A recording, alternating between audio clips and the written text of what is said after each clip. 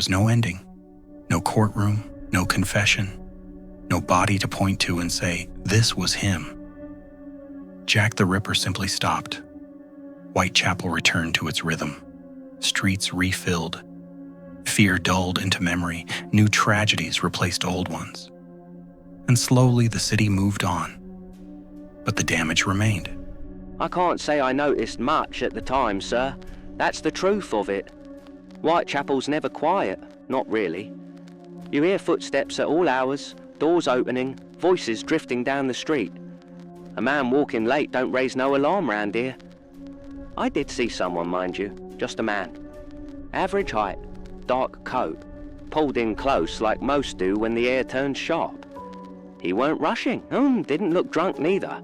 Walked steady, like he knew where he was going. Passed under the lamp for a moment, nothing strange about his face. No blood, no wild eyes. Just another bloke heading home, far as I could tell. Oh, if I hadn't been asked after, I wouldn't have remembered him at all. That's what troubles me now. He didn't stand out, not one bit. And in these streets, that's easy enough. You learn not to look too hard. You mind your business, you keep walking. That's how we get by. Theories flooded the decades that followed.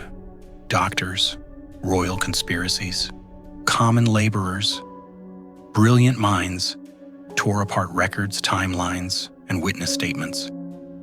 Each theory promised closure. None delivered it. Because Jack the Ripper didn't vanish into darkness, he vanished into normality. He may have aged, married, worked, passed people on the street who once feared him without knowing why. He may have read newspapers speculating about himself, quietly satisfied, or quietly disturbed. That's what makes this story endure. Not the violence, the uncertainty. Jack the Ripper forces us to confront an uncomfortable truth, that evil doesn't always announce itself. It doesn't always escalate forever. Sometimes it simply stops. And when it does, it leaves behind a question with no answer. How many monsters aren't caught because they don't need to hide? Jack the Ripper wasn't remembered because he was seen. He was remembered because he never was. And that's why, even now, he still walks the streets of history in plain sight.